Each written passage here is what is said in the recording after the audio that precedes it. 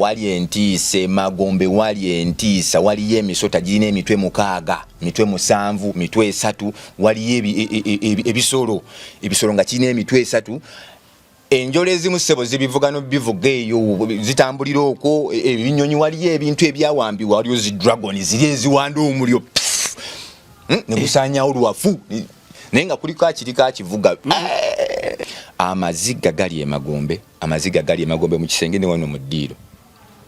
buli muntu akaaba ebisolo bikaaba ebinyonyi bikaaba buli kimu kikaaba okukaaba waliyo ebitonde bimufaanana oba yefaanana yekka oyo sitaani yali yekka kyekizikiza devil ali yekka tewali kimufaanana tewali ye ali awo enkola gye baamukolamu yo ya butugumbuzi yeera sitaani buli kimu bw'omutunako ne bw'omutunako obutunuzi bwoti ofunirawo okutya empeta yiyo girina ndawo ine empeta empeta yange ene eko omutwe gw'ensanamu si mutwe kuliko malayika enkyala nga bagikomeredde era gwe mulundi gwosoose okulaba nga malayika enkazi nkomerere ku musalaba sigirabako mbyafaayo nja kukunnyonnyola olulala kitegedde kakati bino ebyambalo ne bitwawula omuntu ayinza ne mala mpita mu kkubo nga nyambadde bwe nti n'ogenda ku dduuka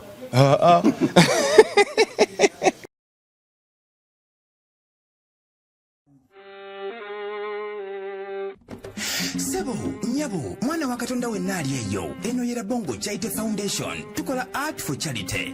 Nga tuyita mu bitone ebyanjawulo omuli okusiiga n'okukuba ebifaananyi, okutonaatona ebisenge ne art. Nga jjayo endabika y'ekifo. Tukwaniriza n'essanyu kasitoma waffe oyagala kugula art waffe oba oyagala gwe mwennyini tukusiige mu bifaananyi. Olina omwagalo awo oyagala kumutonera kirabo nga kuliko ekifaananyi kye. Tutuukirire wano ku Bongo Charity Foundation. Buli lw'otuwagira ng'otuwa omulimu oba ng'otugulako ati waffe mwe tufuna obuyambi obulabirira n'okusomesa abaana abato okuva ku streets ez'enjawulo abataliiko alabirira. Bire ku namba y'essimu noti 7 noti 346 Le Bongo Charity Foundation tukola art for charity. Come paint your legacy with us. Asinziba oyo buli kadde ali waggulu ennyo nannyini kutonda buli kitonde era nziramu okubajjukiza nti nange neesiimye nnyo okuba nti nze omu ku bitonde byatonda okumusinza yantonza kwagala yantonza kwewaayo era yanteekako obudde bungi nnyo nga ntonda kubanga yayagalira ddala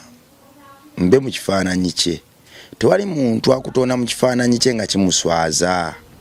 era tewali muntu asobola kukola nsobi ng'akutonda mu kifaananyi kye. Akolera ddala ekyo ekisinga obwagazi obwo bwakuteekako gwe mukwano gw'aba akuyinako. Kale olinda ky'okumusinza olinda ky'okumukkiriza nti ye Katonda waffe atongerwako era yaliwo mu ntandikwa era ali emabega wa buli lugero lwa buli kitonde. Kristo Katonda waffe teyakoma kututonda naye dawe yekkakkanya n'ajjira ddala mu kifaananyi ky'omuntu ne ku musalaba n'alinnya. Kitaffe n'Omwana n'Omwoyo Omutukuvu be Katonda basatu mu ntandikwa abaayogera nti katutonde omuntu mu kifaananyi kyaffe. Ekitegeeza Omwana yaliwo, Mwoyo Omutukuvu yaliwo ne Kitaffe yaliwo. Bali baawo lubeerera era paka bwe balisala omusango abalamu n'abafu. Bakama bange abantu bana Bongo Charity Foundation tuli mu kuzimba Kamengo twebaza Mukama nti Katonda ebintu byatukola sibirabangako.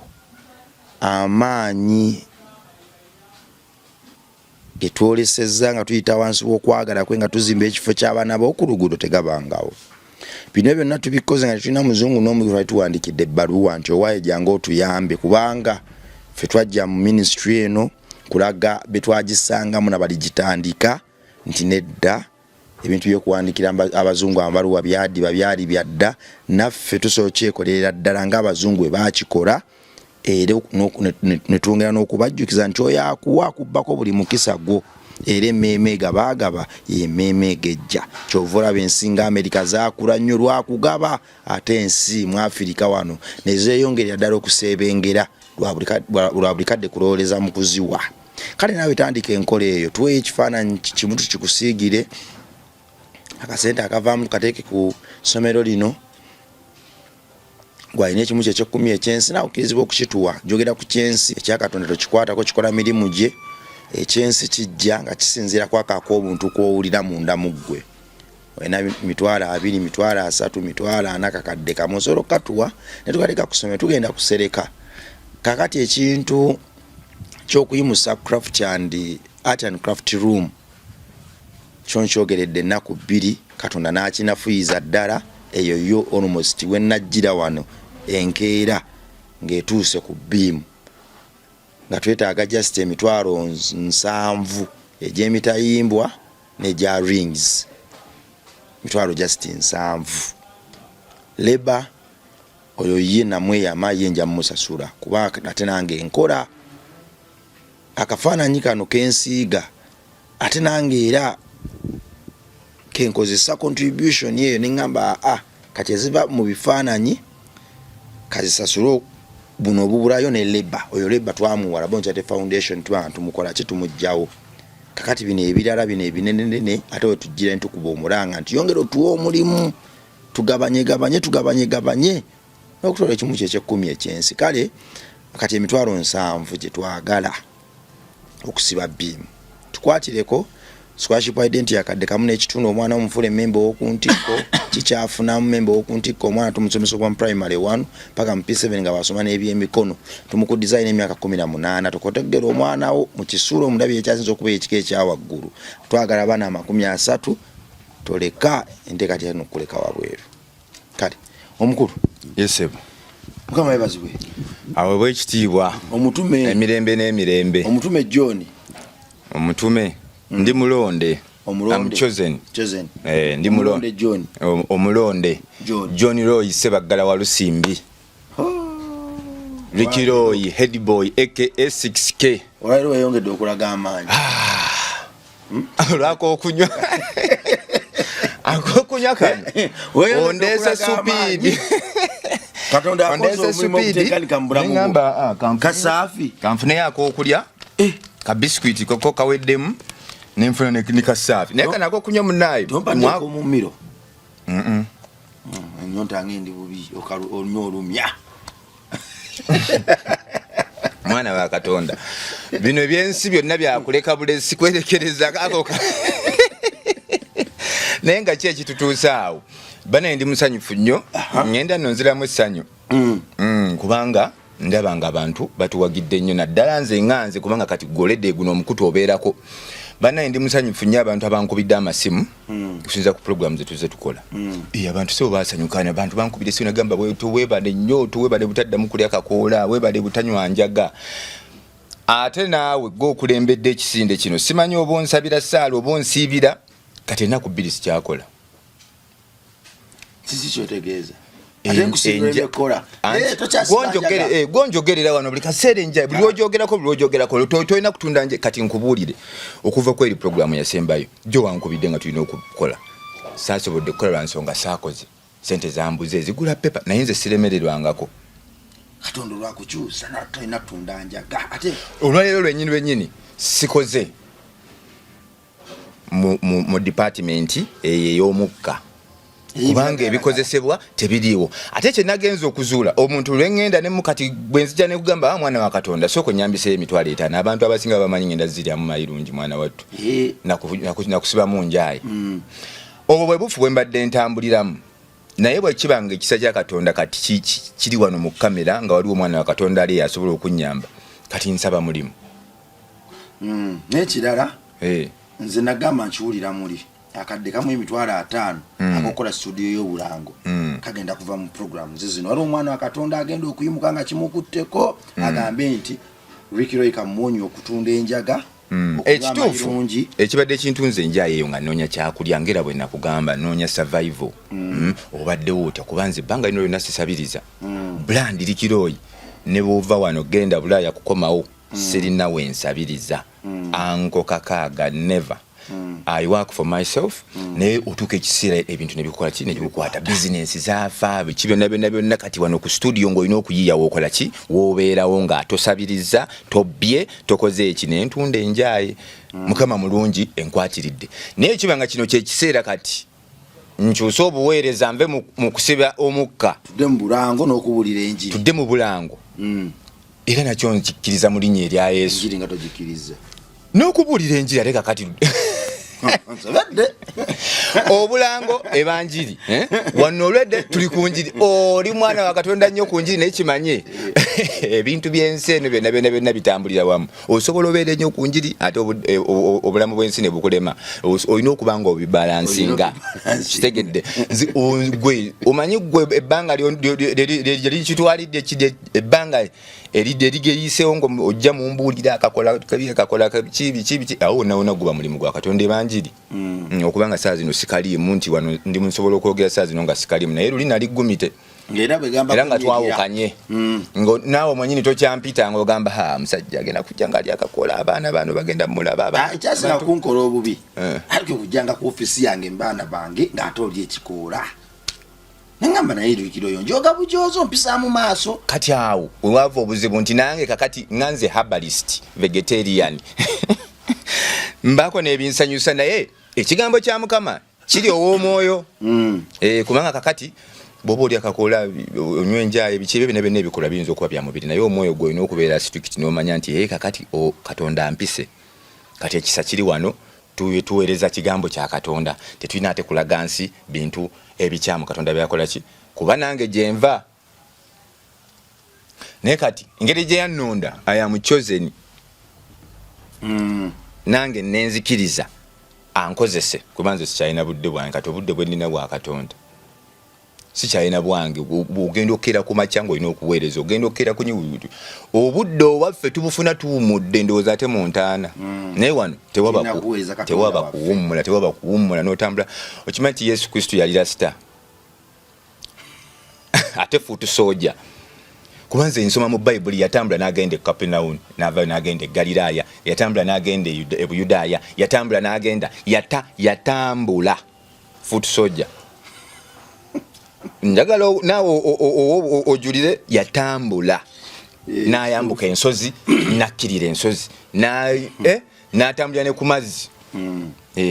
akati naffe ntambula nodde eno nodde eri ekituufu omulimu gw'okutunda enjaye engukooyi mu linnya erya Yesu mwana wa Katonda ali eyo tukwatireko tufune studio ate ennamba yange ey'essimu side zombi siri WhatsApp simu wagisinga side zombi nsome namba yange ku side zombi nsome namba yange nsaba kunsindikira ku buyambi n'ekirala nsome namba yange oba olina omulimu ogw'akalango ogumpe oba olina omulimu gwa show ndi muyimbi nsobola byonna kitegedde ayi no n'emirimu gino oli alina kiduuka kye yayagala okukubira egyo sigenda sobola ndi mu line yakukola bulango kuyimba kuweereza kigambo kya Mukama kubanga bwe nagamba nti wano ku studio nange bwe nzikakkana kati olumba nsobola ofuna obudde obuweereza Mukama obuweerako naye kakati okuleebukana saawa zino bwe nva wana ate ngenda endowooza ekyokulya gye kigenda ova kati ogenda okulaba ng'emirimu oluusi gikola kigirema okutuuka naye nsaba buyambi enamba yange eri 0709 65 75 31 0709 65 75 31 ereeta wa Lusimbi John 0709 65 75 31 bambi mbeegayiridde mwana wa Katonda we naye nakyo ine saa zino sikola sitegeza n'okulyamba sijjalya onsuulireko konna kwosobodde nga tegatensoke n'eddaabulule sasula amabanja gano nfune n'ekiwaani kyange kiri kuba kati emirimu gya Katonda gyesibe bino obuntu oluusi we tubuteekayo bwe tuti nange mbudownloadinga ne mbuterayo abantu bange omulimu ne gweyongere naye kakati nze nkoma kubikola wano kati essimu bakubanja sente emeka gye wasinga 6,000 bakubanja 6,000 namanjako 6,000 yo bagimpe kati nsooka ate nzire kuki ku mukutu okwo kuba ate bwenzira ku ssimu nsobola okufuna obudde ate obuyiizaako kwe promotingira endongo yange kwe nfunira ab'obulango kakati bwe banga enjaye teriiwo ate n'essimu nga teriiwo naye obulango soke tubuleke lwikiroyi soke tufune studio lwiki twafuna obulango ne tuswala studio zatutawaanya studio engeri gye ne batunyiigira naye ng'ekituufu kiri nti saakusalira musango kubanga nakulaba ng'ofuba buli kimu ng'olumu onkubira n'okunkubira nti oliwa tufunye time ku studio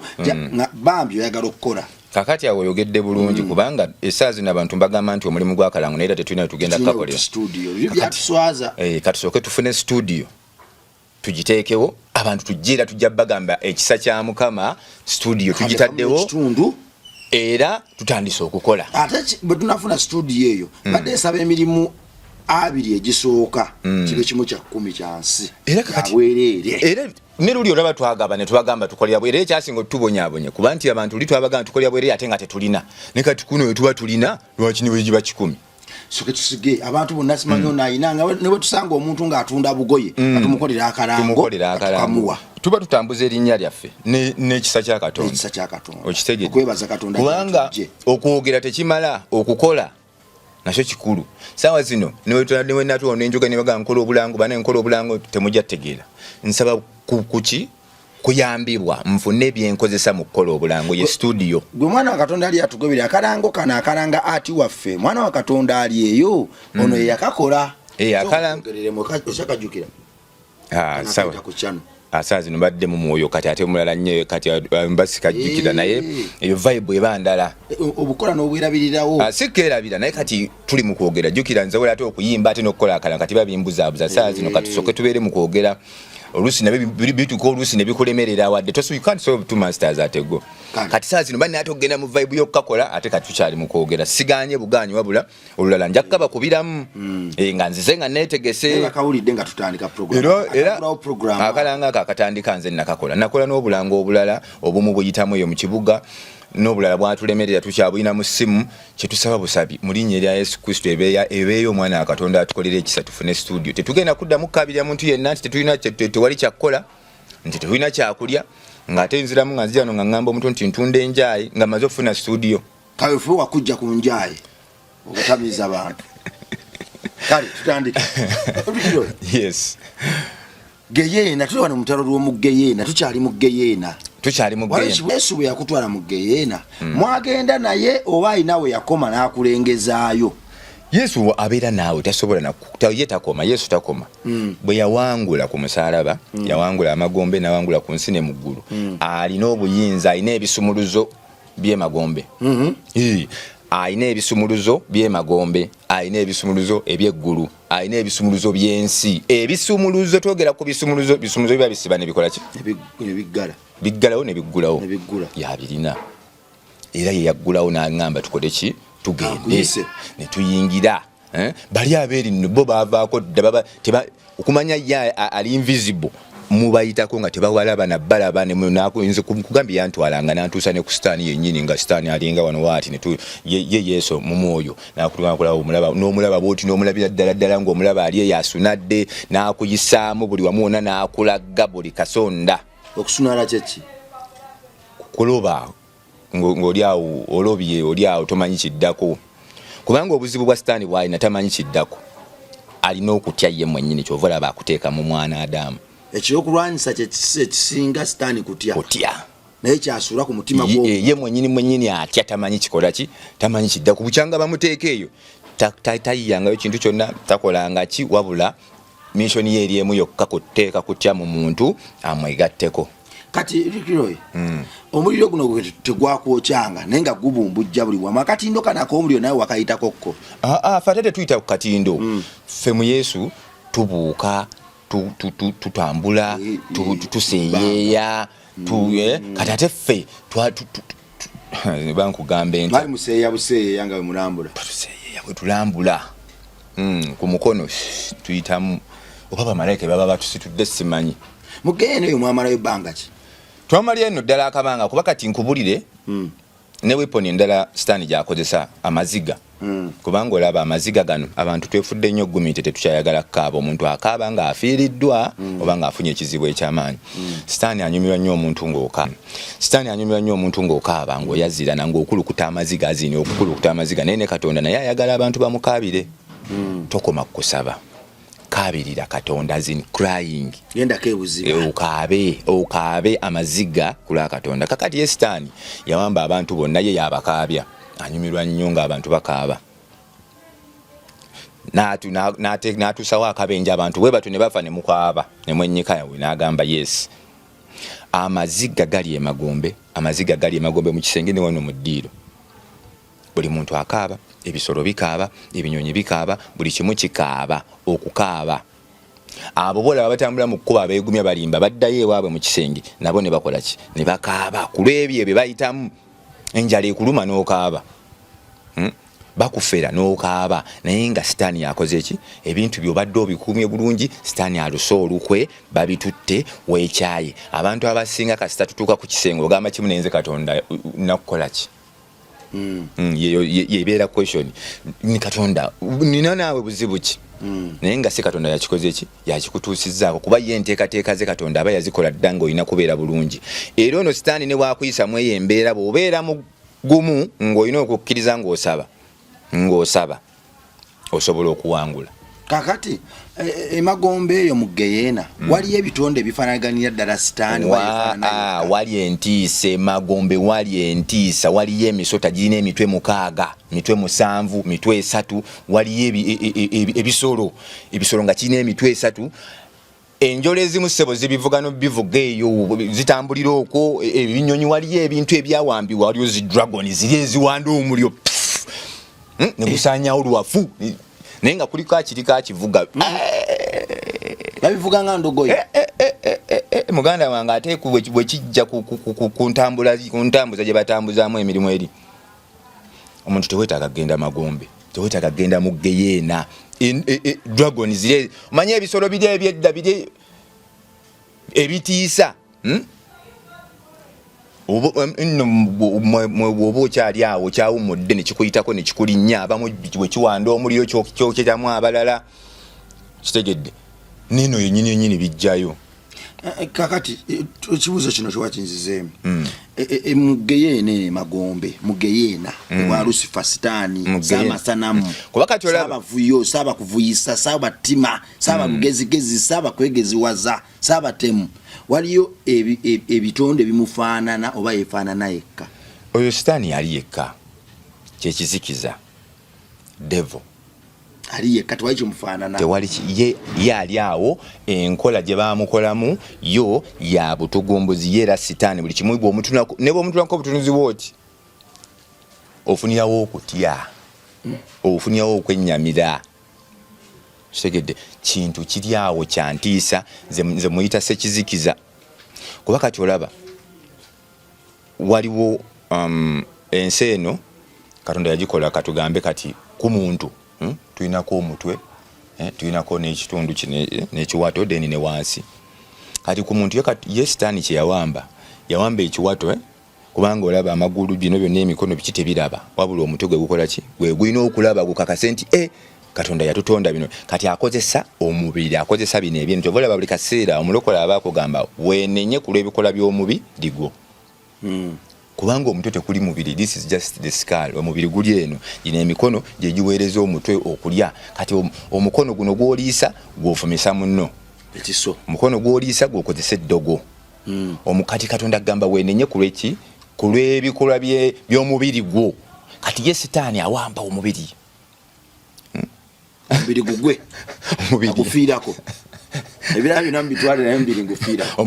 omubiri gwaguwamba n'akubbisa naye nga mu buli ngeri obwakabaka bwa Katonda kati buli mu mutwe kuba yeri gye tulowooleza yeri memory kwe tutereka omwoyo by'abantu gambye biki kati ye bwawamba guno omubiri obukosi n'omutwe gukola ensobi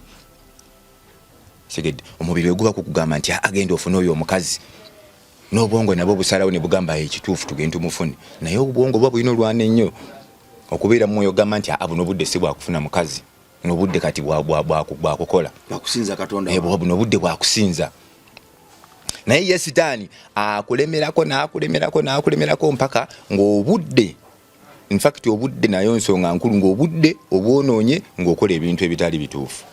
Mugende eno waliyo emyoyo gy'abaana abato mugenda waliyo buli mwoyo ebyo byogamba mbuno abaana abato tebagenda mu Geyeena mbu Yesu Kristo yagamba abaana abato tebaba na kibi sitaani atwala n'abali mu mbuto ate basinga n'okutwala talina kyabaagaza abatugumbula abali mu mbuto abatannaba kuzaalibwa n'agamba ono agenda omuzaala lujjeemu ne bakikola bulungi ne munne omusajja ne bateeseganya ne basasula ne ssente ne bamugjamu ekyo kya Katonda sitaani n'amira kikola kya bwa Katonda ekyo kikola kya sitaani kati gwe towakana mbu eri teriiyo kiki buli kimu gye ekiri ebisolo atwala buli kimu kyonna azikiriza ate nekyewunyisa ebyobugagga balinayo ebyobugagga eyo sebo balina zaabu boolaba golodi asibuka balina ebyobugagga eyo balina zaabu balina naye biri ekikolimu era enjolo ezisinga zabyetimba bw'ogenda eyo nga wanyaga omuntu bw'otuuka eyo ebbanja likubeerako teribeera ku ggwe wabula libeerako ono omuntu gw'oleseewo oba omwana wo oba ki mu buli ngeri gw'oba wakikolako amuyigga mpaka lwakimutuusaako kwe kubonaabona kwobeerako eri emagombe ng'oyagala olwosa ono omugambe owaaye togenda gindi eyo omusajja oyo agenda kukumpanya bamukumpanya myaka 2 emabega naye nga tosobola n'obonaabona oli naye akufudde bize tolina busobozi buto tolina ngeri ki gy'obuusa ono ogenda okulaba nga naye akutuuseeko eri olw'ensonga y'omulaba asigala tekikoma ayagala mpaka biri ebyobugagga bye balina ewansi tebalina nakye babikoze solooza baagala sente tebabitunda baki bajja ne bambala abantu ne bagenda ewansi ne bafuna ebyo ebyobugagga biri mu nnyanja biri eyo wansi biri eno mu ttaka golodi simanya diamandi simanya nyukirya omuntu n'agenda n'abijjayo n'akolamu ekyokulwanyisa n'akuba ensi namba bawo nga basanyuka mugeye n'abajjaguza n'agamba kyekyo baleese America ne Iran tunagendayo najjayo byajjayo ebyo byobugagga ebyo najjayo no byabulabe eri omuntu ushegedde byabugagga byoli si bya sitaani bya Katonda wabula ate ye sitaani akozesa obujozi nga bwe nagamba n'akamanyiiro ye n'ayagala osooka omusinzi okubifuna naye nga tetulina mumusinza nkiddamu tetulina mumusinza olina osooka omumusinza okubifuna se bwe yatwala ne Yesu n'amugamba obiraba bino byonna ndabikuwa bw'ofukamira n'onsinza kati abantu emyoyo gyaffe minafu nnyo abasinga basinza sitaani genda kyererezi ombimwe bitundutundu waliyo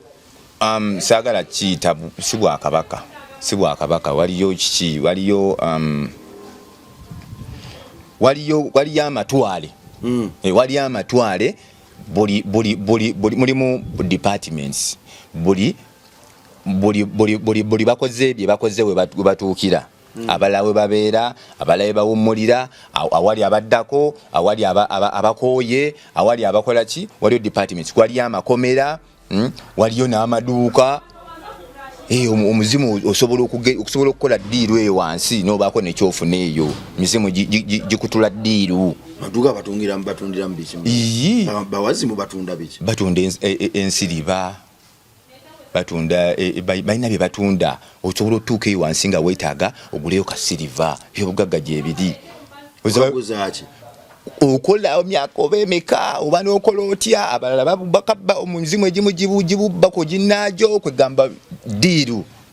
obufere busibuke okumpanya kubba kunyaga kuzikiriza kyekiri eyo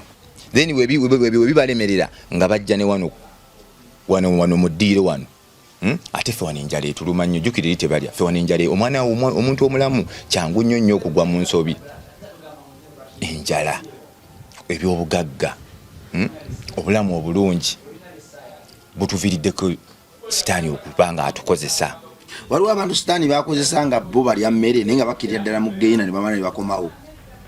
oba tewali agenda mu ggeeyina teri muntu agenda mu ggeeyina eyo teri muntu kati omuntu akoma wano omuntu abeera mu busatu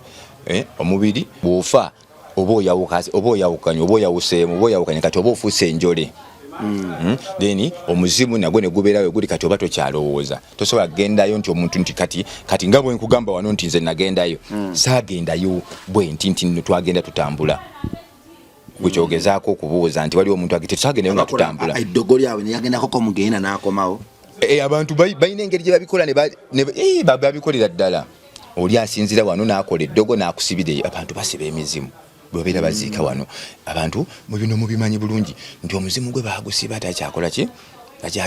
takyatuwuliza oba si kyo basobola okugusumululira ne babeera nga bawulizaayo bya mirundi ebiri obiwulira nti twagenza okuzuula nga bamuteka eddogo ku malaalo omuzimu tegukola ki tegukya communicating tegukyatuloosa then kitegeeza asootekaga eddagala era n'agukozesa okugenda mpaka eri emagombe gumusatire abantu bakozesa amaanyi g'ekizikiza kati andika nkubuuse abasezi tuli mu kwogera ku magombe abasezi bakolera magombe mu ddiiro baagala okulya bo bajjayo emirambo maanyi kyolooza ge balina olowooza banjawulo nnyo nti bo baliko amayembe oba ki mbaaba bantu ngaffe naye balina spiritual gundi gye bagendamu ne bakwata ekitambo ne bajjayo omuntu oyo n'omuzimu gwe ne bamutwala ne bamulya abasezi kati abo abantu bakolera ani bangi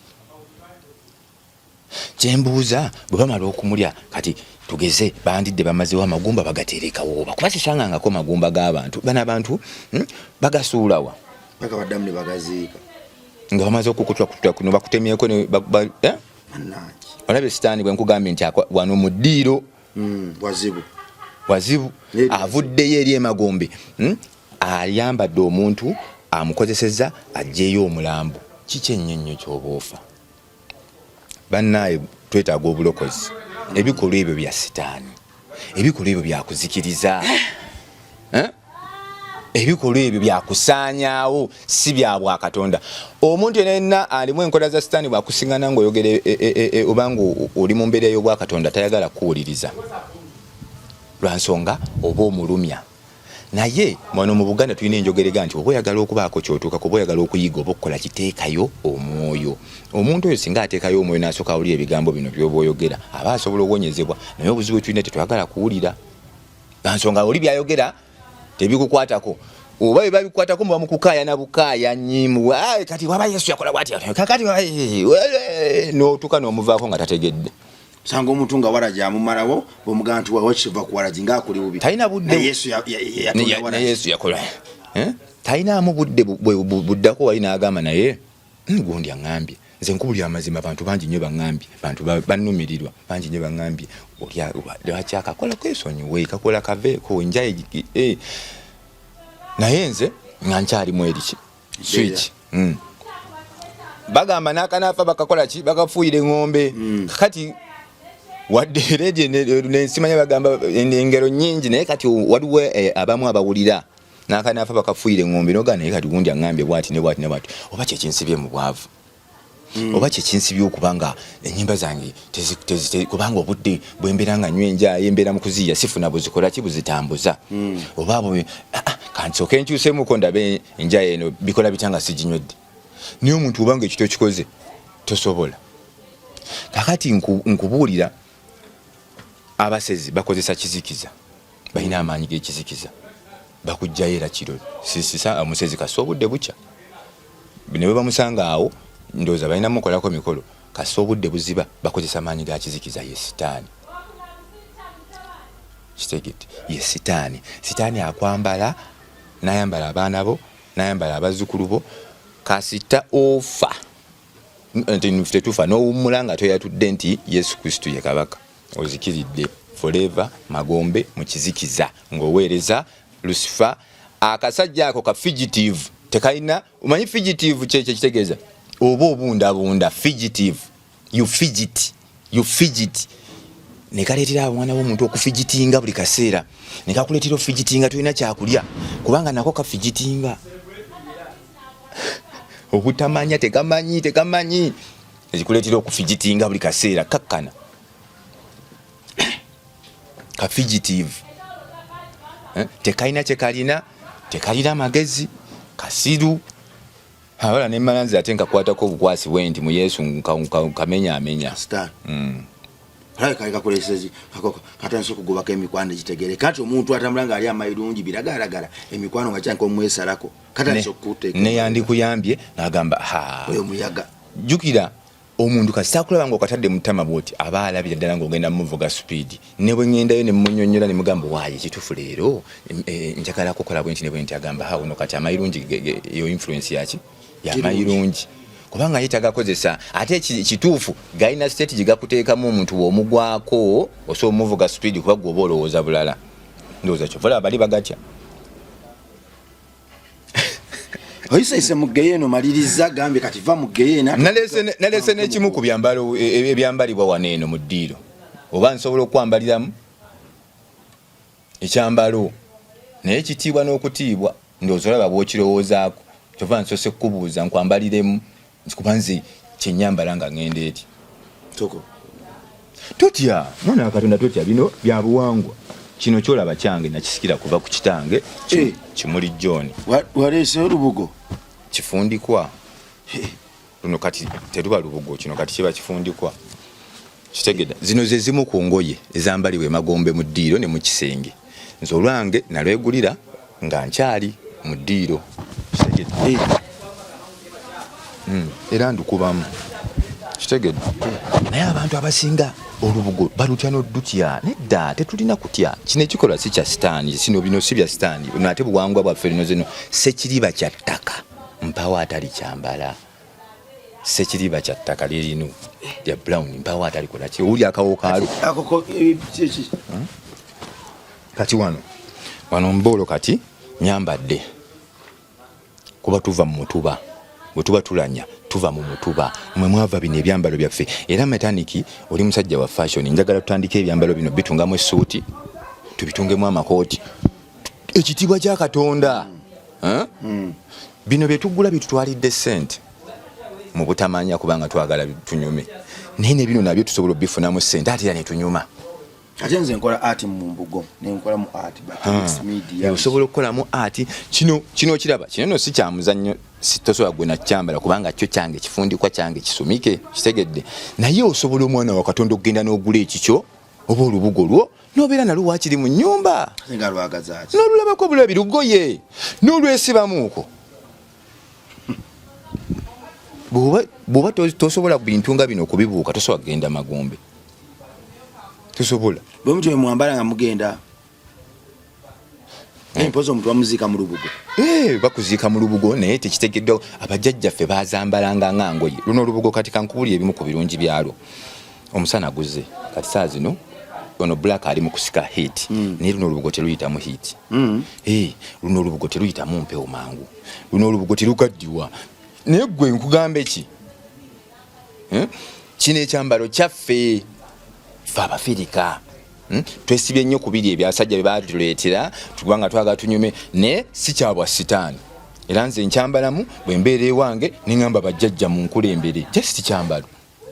ate kyambala n'olamiriza kacyawa anti kino nsikidde kyabajjajjange bajjajja bakyambala ne bajja kyo bayita okusika n'okyambala omwana n'akisika nange nasikira kyovulaba nsebo njogera ebintu eby'amaanyi nina amaanyi agandiko mu bwa Katonda ne mu bujjajja mukirabe wennekanekanye mwana wa Katonda baddaleeyo kati ebyambalo bino biraba tekirwawo nnyo n'okuggyibwayo naye Mukama w'amaanyi nnyo tuli mu kuyigiriza mwana baako nekyoyigamu mu kino totya wabula yiga uliriza kitegedde bino bye bimu ku bintu ebitusibye mu bunaku mu buyinike lwansonga twabyesamba kitegedde kakati oli awo ddeeno ddeeri oyo oyambadde bino Katonda akunoonya takulaba empewo zo zikunoonya tezikulaba oyambadde Adidas oli mu Gucci luli oli mu gundi biri ebintu bya peta yiyo gina ndabo ine peta empeta yange ene ko mutwe gwensanamu si mutwe kuliko malayika enkyala nga bagikomeredde era gwe mulundi gwosoose okulaba nga malayika enkazi nkomerere ku musalaba sigira banko mbyafa nja kunnyonnyola olulala kitegedde kakati bino ebyambalo ne bitwawula omuntu ayinza ne malampita mu kkubo nga nyambadde bwenti nogenda ku dduuka naye nebaza Mukama nti nasobola okumanya ebimu ku bikusike nebiri mu Bwakabaka bwe gemaanyi genjogeza bwenti okwogera Magombe biki bikiye ngendayo kuba ndikaali nanoonyereza nensoma ate nempuliriza nemmanya nti nina kukkiriza nti wali atusinga Yesu yatukulembera kakati episode yaffe tugikomyewa episode ye Magombe tugigaddewo n'ekyambalo mukirabye baze nga balina ebibuuzo banatula mu inbox awo nga batubuuza tusoogiyitaayitamu olw'ebibuuzo biri olw'ebibuuzo tusobola okubiyitaayitamu naye kaakati tukyalina omulimu gw'amaanyi kubanga we twava eyo ate twayamala nampisaawo Yesu mpaka mu ggulu ate eyo baaba eyo byanti buli lunaku ŋŋenda kale eyo buli lunaku nkyala programu ya leero etuusiddwako Client Beauty World mutunzi wa bizigo awe Makindi opposite Climax oyagala kushanana oyagala kunyuma oyagala kuba wanjawulo genda we bugenzi buli kimu akifuula ekyangu Dr. Client wali akulindiridde tobeera na lususulu biwe komomme bimugaba bisundo owunyabubi ogusu oyagala kutonyiwamu gejjamu bweruka mu kuddugala mu byonna omukugu Dr. Client wali awe Makindi opposite Climax genda ebintu abifuule ebyangu zenzikiriza nti okuziga gwe mulimu gwaffe nabo buweereza Katonda ayagala bagayaavu bwe tulaba abikoze ng'ate mukugu mu byo ffe ogwaffe gwakuzigira nti bannange nedda ono akize ku banne kuladwa n'ensi yange mweraba